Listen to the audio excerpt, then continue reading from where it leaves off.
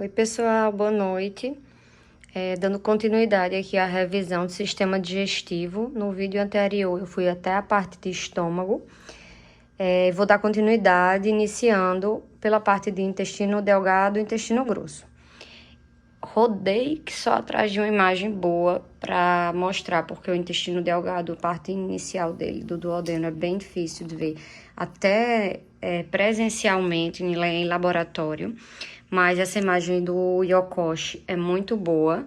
Ela traz justamente aqui a região duodenal a partir do estômago, porque a parte duodenal, ela acaba sendo em formato de C, que vem do estômago que tá aqui por trás, certo? Essa região é aquele aumento maior que eu tanto falei, que ele se estende do fígado, que vai estar localizado nessa região, e vai até a curvatura maior do estômago. A parte do piloro do estômago vai vir aqui por essa região e se encontra aqui com a região do duodeno, ok? A partir dessa região do duodeno, segue em formato, é como se fosse um formato de C, e a gente tem aqui a flexura duodenojejunal, que é onde justamente começa a região do jejum, certo? De informações que a gente pode trazer, além de que o duodeno, ele fica logo após o piloro, ele é em curvatura de C, como eu já citei. Ele é o que recebe o quimo, que é uma massa densa, que é uma substância, uma massa composta de substâncias, de ácidos e enzimas, formada através daqueles processos de mastigação, já foram citados. Ele recebe esse quimo a partir do estômago e, ao mesmo tempo, nessa região duodenal, ele tem uma ligação com a cabeça do pâncreas. A cabeça do pâncreas, ela tá exatamente bem nessa curvatura em C do duodeno, certo? E a partir dessa do pâncreas e do fígado que vai receber as secreções digestivas, certo? Então, nessa flexura duodenojejunal, que é o limite justamente entre o duodeno e o jejum, é onde ocorre a maior parte da digestão química e da absorção dos nutrientes. É difícil de entender, mas ela além de se formar em C, ela ela dá continuidade através do ilho. O ilho é essa maior parte aqui que a gente vê do intestino, aqui, toda essa região, que ela, como a gente vê nas séries, é como se ela ficasse solta, dá a impressão que vai cair, né? Grey's Anatomy, tudo, mas não cai, porque ela está presa pelo mesentélio, certo? A sustentação de todo o intestino delgado se dá justamente pelo mesentélio. Tem até uma imagem aqui muito boa, peraí. Que é muito boa, é ilustrativa, obviamente, mas dá para ter uma noção de como essa sustentação na parte de todo o comprimento do intestino delgado. Essa região do intestino delgado, chamada de ilho, ela tem mais ou menos 3,5 metros. O jejum, que eu falei anteriormente, que ele fica... pronto, essa imagem dá até para mostrar direito. O jejum já é muito grande, muito comprido. Ele tem mais ou menos 2,5 metros. Já o ilho, ele tem mais ou menos 3,5 metros. Ou seja, a gente tem aí mais ou menos 7 metros de alça intestinal. São 7 metros para absorver nutrientes e fazer todas as funções. Vamos lá, aproveitar, já fazer o link com a vascularização. Vocês podem ver que a partir do tronco celíaco desce e a gente tem aqui a artéria mesentérica superior.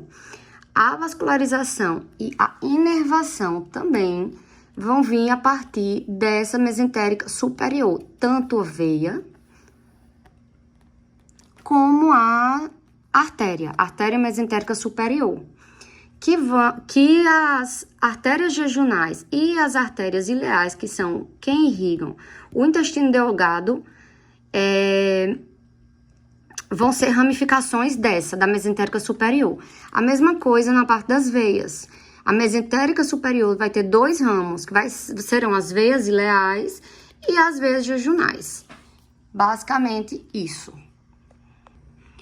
E com relação à inervação parasimpática, é o nervo vago, tá? Que é responsável por essa parte do intestino delgado.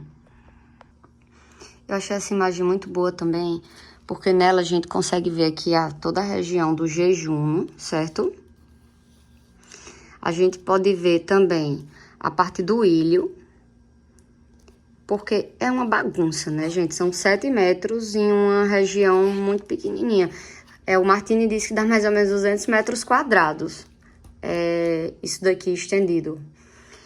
Mas é muito boa essa imagem, principalmente porque a gente consegue ver, por aqui na parte posterior, um pouquinho mais atrás, da ligação justamente com o intestino grosso, que a gente vai começar a falar agora, revisar. E é nessa região do seco, C-E-C-O, não é cego, seco, tá, gente? E aí, é o início do intestino grosso. Vocês podem ver que aqui, ó, tem como se fosse uma fibra, não é, como se fosse um ligamento. Esse ligamento que fica aqui, percorrendo todo o intestino grosso, chama tênia livre. O intestino grosso, ele também tem uma característica de ter umas bolsas. E essas bolsas, elas são chamadas, em todo seu prolongamento, essas bolsas, elas são chamadas de saculações do colo. Elas são justamente as responsáveis pela distensão e pelo alongamento do intestino. E aí, nessa parte, toda subindo aqui, sobe, ascende. A gente vai ver o colo ascendente com as saculações. Na parte ilustrativa, a gente vê realmente bem bonitinho as bolsinhas. A ilustração é muito bonitinha, né? Deixa eu só achar. Pronto, aqui. São essas bolsazinhas aqui, as saculações que a gente vê. E aí, nessa região aqui é o ilho, essa região seco, que liga através da válvula iliocecal. Aqui por trás, colado, assim, que sai a partir da parte do seco e do ilho, tem o apêndice. O apêndice é um órgão do sistema imune, né? E ele tem, tanto na parte mucosa como na submucosa, nódulos linfáticos. Cheio, bem abundante isso. Achei aqui uma imagem real. Falei para vocês, todo o intestino delgado, ele tá fixado pelo mesentério, não foi? Aqui, ó, dá para ver no Yokoshi, bem bonitinho como que ele é feito, essa fixação também. Então, ao longo desse intestino grosso, vão ter pregas semilunares. A diferença é no colo, todo o colo dele. A diferença das pregas do intestino para do estômago é que essas pregas, elas não vão ter a capacidade de se deformarem, mesmo que o intestino esteja cheio. Porque lembra que lá no estômago tem as pregas e quando o estômago está cheio, as pregas se distendem? Aqui não. Aqui as pregas se mantêm, mesmo que esteja cheio, certo? Essa tênia livre aqui, ó, que eu falei, como se fosse um ligamento, percorre também todo o intestino grosso e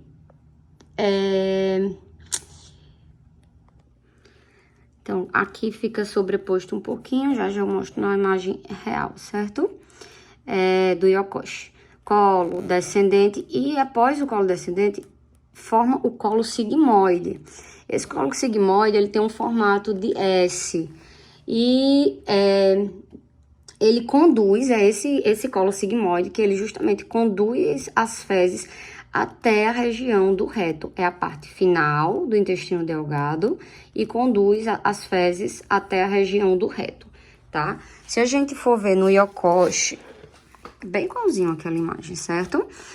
Aqui a gente tem o colo ascendente, flexura hepática, colo transverso, flexura esplênica, colo descendente, ele vai vir aqui parte mais posterior, e o colo sigmoide, como pode ver aqui, e faz a ligação e inicia a parte com o reto, ok? Olha, achei essa imagem que eu acho que melhor mostra a região do reto, certo? Foi uma coisa bem importante. Reto é diferente de ânus. Ânus é a região mais externa, ok? Aqui vai subir o colo ascendente, colo transverso, colo descendente, colo sigmoide, que vai se ligar à região do reto. O que a gente tem importante nessa região do reto? Tem muita coisa, mas o principal é o armazenamento temporário das fezes nessa região do reto. E o movimento dessas fezes é o que dá a sensação da defecação, de querer defecar, precisa defecar, certo? No reto, há os canais anais, colunas anais. São as pregazinhas longitudinais, que aqui eu não achei imagem, mas a gente pode ver perfeitamente em laboratório. E tem também, inclusive, os seios. Assim, se eu for explicar como é uma colunazinha um pouco mais profunda e os seios são um pouco mais na frente. Como se fosse assim, ó, umas partezinhas sobrepostas, certo? Mais ou menos assim. Mas aqui, assim, realmente procurei, não vi imagem, não. Do músculo reto, ou do reto, o que é que a gente tem? Também não achei imagem, mas a gente tem o músculo interno do ânus, esfíncter interno do ânus, aliás, que ele não responde a movimentos voluntários, e tem o músculo esfíncter externo, que ele responde a movimentos voluntários. Vamos ver se aqui tem 23, exatamente. Ó, 23 aqui, ó. Canal anal, certo? Ele vem. Aqui é possível ver assim, não dá pra eu botar assim, mas ó, aqui é o ânus, é a parte mais externa. Aqui é o canal retal. Mais interno, a gente tem um músculo esfíncter interno, que ele não responde a estímulos voluntários. Mais externo, a gente tem um músculo esfíncter externo, que responde. E mais... Porque esse corte não é um corte que dê pra ver, mas a gente ainda tem um músculo levantador do ânus, certo? E é isso, pessoal. Terminei aqui uma parte um pouquinho chata, complicada, muita informação, mas deu pra falar tudo. Valeu, dá o like, sigam o canal e compartilhem com os amiguinhos.